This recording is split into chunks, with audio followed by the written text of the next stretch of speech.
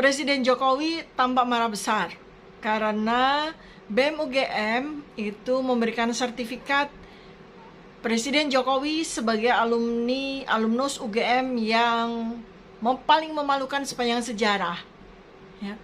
Dan beliau kemudian juga sudah menyampaikan press release, sepertinya beliau itu protes karena sertifikat tersebut dengan menyatakan bahwa sebaiknya menggunakan etika dan sopan santun ketimuran. Nah, saya ini mantan pendukung beliau. Ya, saya dulu tuh suka dengan Pak Jokowi karena pernyataan-pernyataan beliau yang penuh dengan kesederhanaan, seakan-akan beliau itu ikhlas, tidak ambisius, terutama dari sisi anak-anaknya, ya. Beliau punya anak 3 orang, ada ya pernah sekitar 2 atau 3 tahun yang lalu, beliau menyampaikan betapa senangnya karena anak-anaknya itu mandiri, ya. Dan sama sekali tidak ingin terlibat dalam kegiatan politik. Yang pertama, dagang martabak. Yang kedua, dagang kopi. Yang ketiga, dagang pisang. Seperti itu ya. Dan itu pernyataan-pernyataan itu yang barangkali bikin mempesona ya buat orang-orang yang mendukung beliau. Dan ternyata enggak sampai beliau berakhir kepemimpinannya, ternyata di balik kata-kata itu ternyata tersimpan ambisi yang sangat luar biasa, dan di akhir kekuasaannya nih beliau kemudian meledakkan ambisinya itu dengan memaksakan anak sulungnya yaitu si Gibran Rakabuming menjadi calon wakil presiden, ya. Dan ini adalah suatu kenyataan yang bikin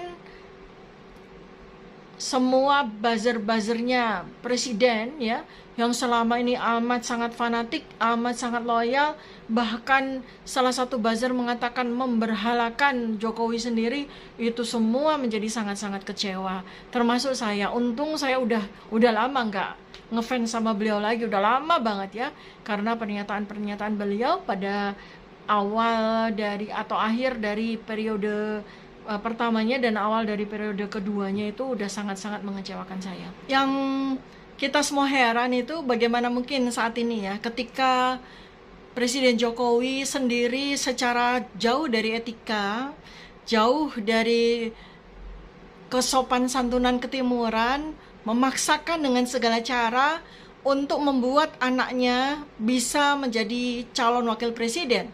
Bahkan dengan merekayasa Mahkamah Konstitusi, bahkan mungkin kalau kita lihat dari sejarahnya ya, bagaimana mantan ketua MK itu waktu itu kemudian menikah dengan adiknya sendiri dan menjadi adik ipar. Dan memang kita tidak menuduh apakah itu ada rekayasa, tapi jelas secara gamblang kita melihat bahwa sebenarnya langkah-langkah yang dilakukan oleh Presiden Jokowi untuk memaksakan Gibran, anak sulungnya ini menjadi calon wakil presiden itu sudah direncanakan jauh-jauh hari dengan cara-cara yang jauh dari etika, jauh dari sopan santun adat ketimuran.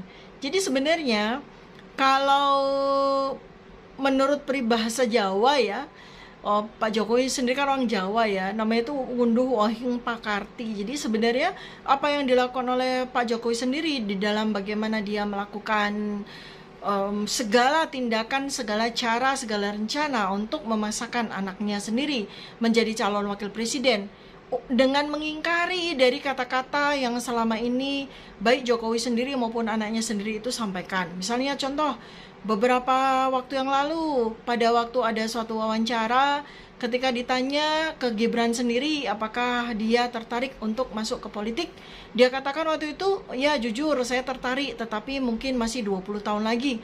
Ternyata 20 tahunnya itu dimajukan dengan cara yang benar-benar di luar kepatutan ya, seperti yang sekarang ini terjadi. Bahkan saat ini dia baru saja 2 tahun menjadi wali kota.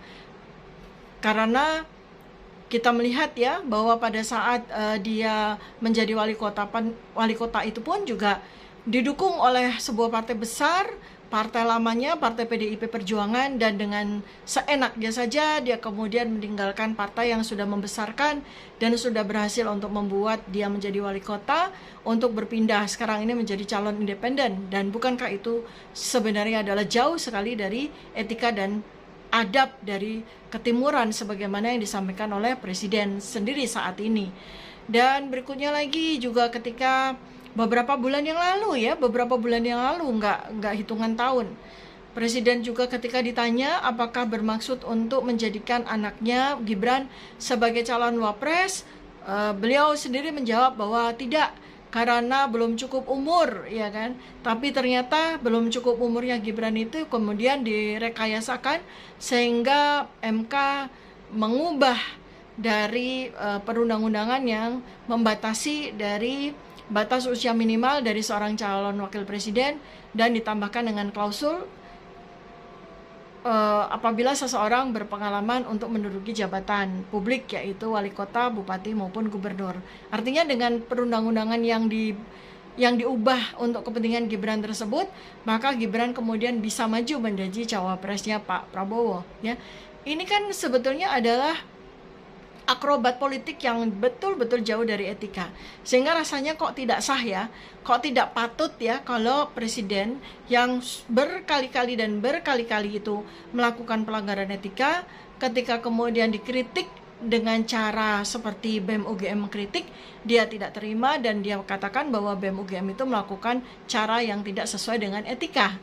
Jadi orang yang tidak memiliki etika mengkritik orang yang tidak dia sukai, ya, melakukan tindakan yang tidak disukai dengan menuduh orang tersebut melakukan tindakan yang tidak beretika, dilakukan oleh orang yang melanggar etika yang berkali-kali dia lakukan. Sebetulnya presiden sendiri sebagai kepala negara, ya, sebagai seorang sosok yang diharapkan memberi suri tauladan, menjadi role model bagi rakyatnya yang 278 juta itu, semestinya selayaknya dan sepatutnya berhati-hati dalam setiap langkah.